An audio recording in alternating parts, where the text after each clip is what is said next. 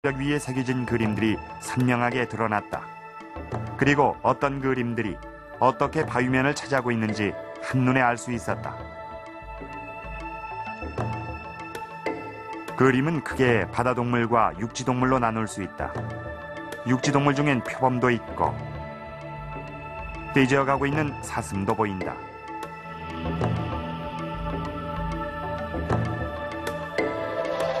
바위면엔 다양한 바다동물도 그려져 있다.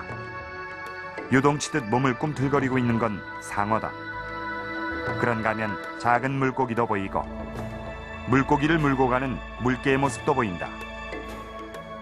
그러나 이들은 한두 마리만 보일 뿐 바다동물의 대부분은 고래다. 전체 68점의 바다동물 중 40석 점이 고래다. 그런데 고래 그림을 보면 재밌는 점을 한 가지 발견할 수 있다. 고래마다 모양을 조금씩 다르게 그린 것이다. 왜 이렇게 다른 모양을 하고 있을까?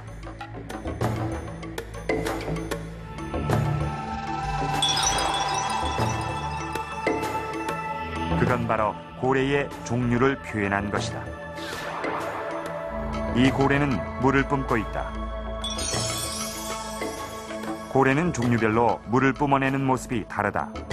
분수처럼 뿜어 올리는가 하면 곧바로 위로 뿜어내기도 하는데 그중 V자형으로 물을 뿜어내는 것이 긴 수염고래다. 암각화에 새겨진 고래는 바로 긴 수염고래인 것이다. 그런가 하면 몸체에 여러 개의 긴 선을 그어놓은 고래가 있다. 독특한 배주름을 가지고 있는 이 고래는 바로 흰 긴 수염고래다. 암각화에 새겨진 고래는 흰 긴 수염고래였다.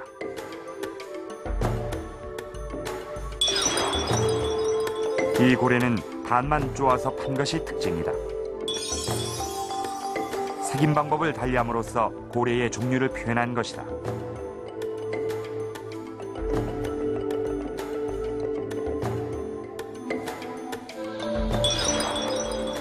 이 고래는 입모양이 유난히 강조돼 있다. 실제 고래 중에 비슷한 입모양을 가진 것이 있다. 마치 이 사진을 보고 고래를 그렸다고 해도 믿을 정도로 그 모양새가 똑같다.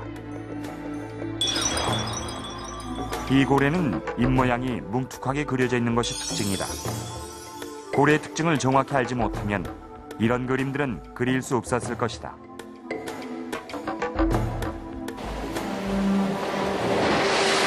그런데 이것만이 아니다. 암각화엔 고래의 독특한 상태까지도 정확히 표현돼 있다.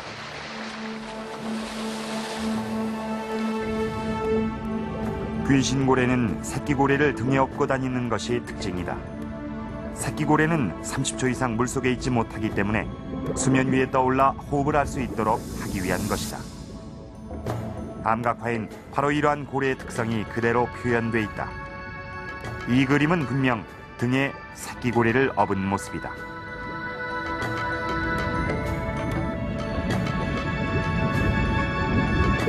고래는 얕은 돌틈 사이나 해조류를 비집고 다니길 좋아한다.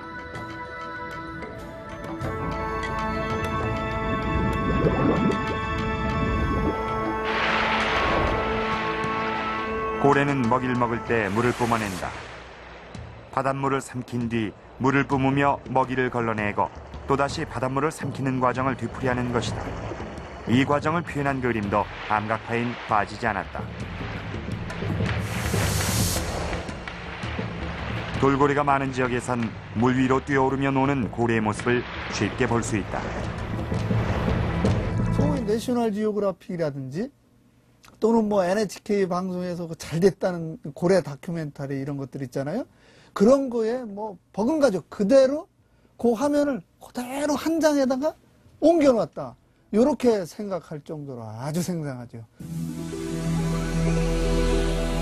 마치 지금의 동물도감처럼 울산 반구대 암각화엔 고래의 종류와 생태가 정확히 표현돼 있다.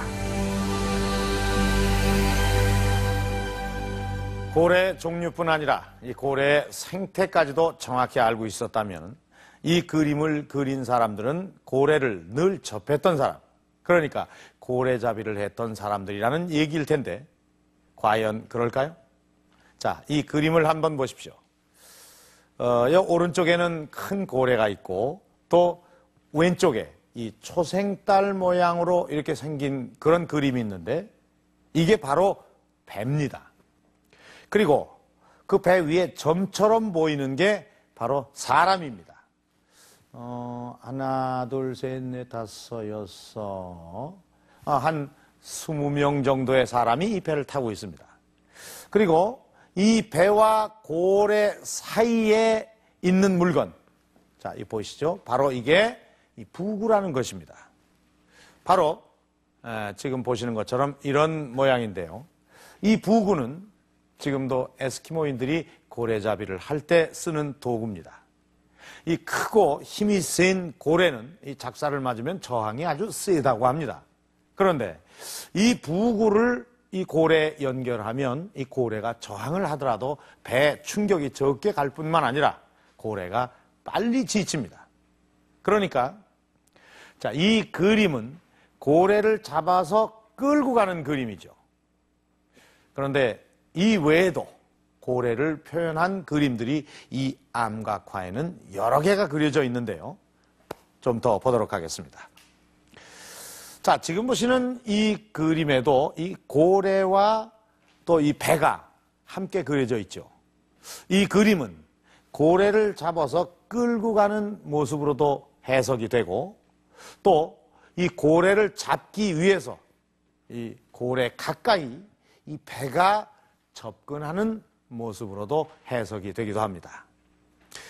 자, 또 지금 보시는 이 그림은 이 포수가 직접 이 고래에 이 작사를 꽂는 그런 모습입니다. 네. 그리고 이거는 이 작살에 꽂힌 고래 모습을 따로 또 이렇게 새겨 놓았습니다. 지금 보시는 이것은 그물에 걸린 고래의 모습을 표현한 것입니다.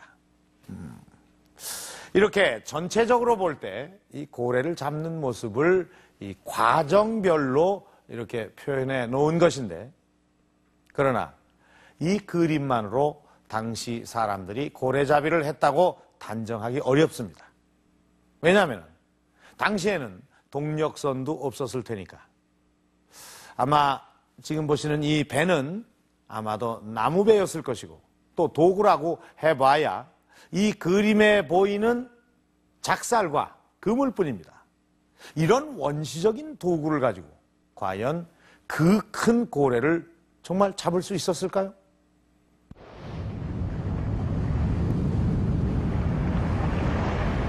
부산 동삼동의 해안가. 이곳에서 선사시대 사람들의 고래잡이 흔적을 찾을 수 있다. 이곳은 우리나라에서 규모가 가장 큰 폐총 유적지인 동삼동 폐총. 지난 1929년에 발견된 이래 그동안 무려 8차례에 걸쳐 발굴 작업이 이루어졌다. 특히 지난 99년 발굴 조사 때엔 수많은 신석기 유물이 쏟아져 나와 발굴팀을 놀라게 했다.